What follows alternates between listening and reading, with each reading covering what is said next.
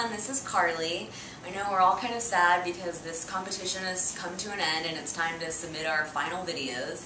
So I just wanted to say that I've really enjoyed watching all of your recipes and having the opportunity to cook every week for you guys, and I hope you've enjoyed my videos as much as I've enjoyed yours. And so today for my final video I'm going to make chocolate chip ravioli with a strawberry dipping sauce.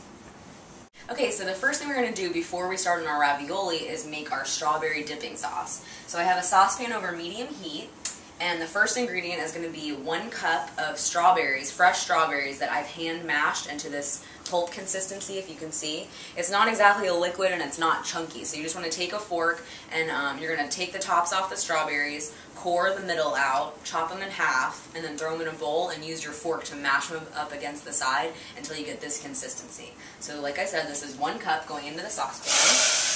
Ooh, hot saucepan. And the next thing we're going to do is add a 1/2 cup of sugar. That just goes right in. And we're going to mix those together. It's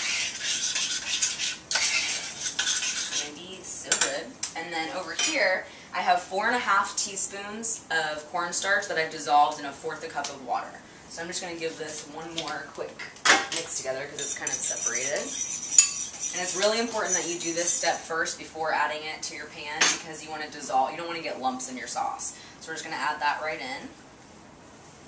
And we're just going to heat this up until everything starts to come to a boil and thicken up. Okay, so our sauce is ready to be finished right now. We let it come up to a boil, and it actually took a couple minutes for it to become a clear consistency, so I just want to show you what it's going to look like.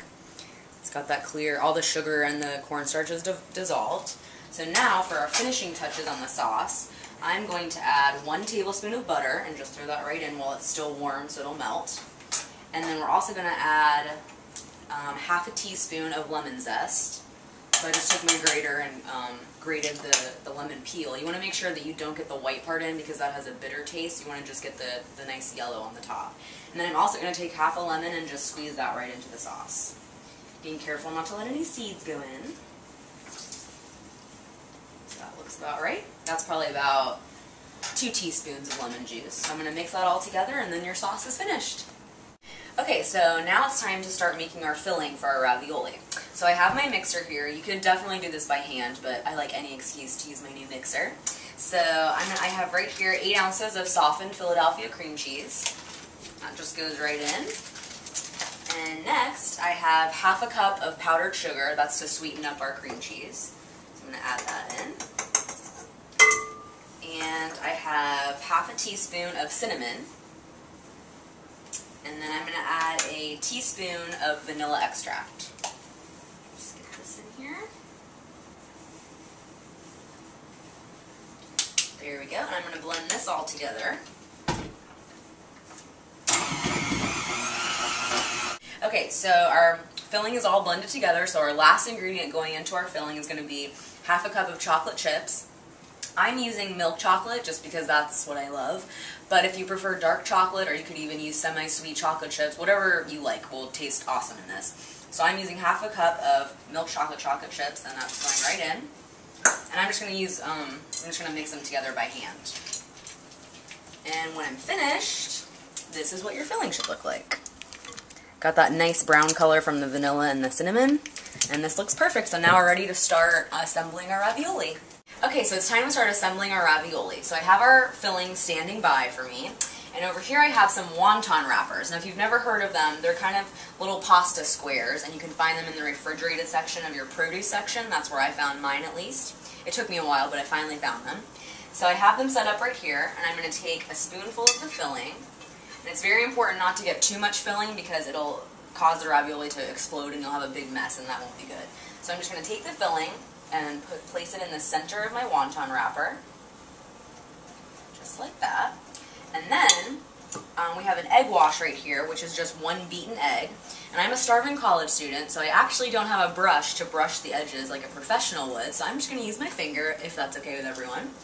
So just dip your finger or your brush and just kind of brush along the edges of the wonton wrapper.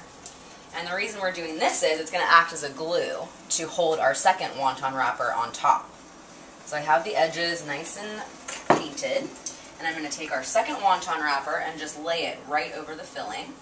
And you want to really be careful to line up the edges.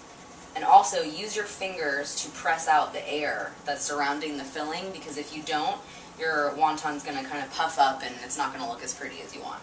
So I have most of the air squeezed out and the edges are pressed together. So now I'm going to take a little knife and I'm just going to kind of cut the excess wonton wrapper away from the filling, because I found that if you don't do this, there's too much wonton to filling ratio. It just doesn't work. So we're going to cut off the excess, just like that, being careful not to open up your filling pocket, so don't get too close to your filling. Here we go. And make sure your edges are all sealed. And this is not. And then we're just going to drop it into this pot of oil. I have vegetable oil heating to 325 degrees, and you're just going to pop this in there, and it's going to take probably only 2 minutes until it's going to float up to the top and turn brown, so keep your eye on them. Really quickly, just before our ravioli finish cooking, I just wanted to mention, make sure that you do this in maybe batches of 2 or 3 at a time. I have a much smaller pot, so I'm actually only doing 1 ravioli at a time. And the reason for that is you don't want to bring down the temperature of your oil. It's really important that it stays at about 325 so you don't burn your ravioli. So I just wanted to mention that before we go any further. Okay, so it's time for my favorite part, plating and eating.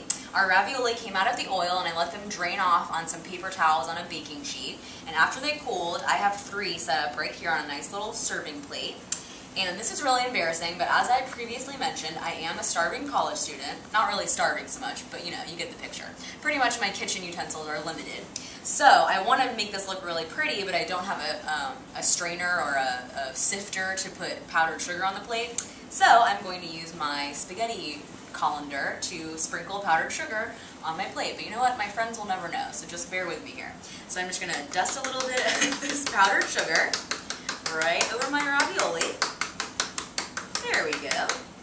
That looks good. And over here I have our fabulous strawberry dipping sauce, and I put it in a nice little dish. And you just want to serve that on the side, and to your friends it's going to look like you have ravioli with Parmesan cheese and marinara sauce, but they'll be surprised when they find out it's a dessert. So now that our competition has come to an end, this is my finished product and my last recipe, and I just wanted to say thank you, Paula Deen, and thank you, Philadelphia Cream Cheese, for this awesome opportunity. I have had so much fun, and I really hope you guys enjoy this recipe. Enjoy!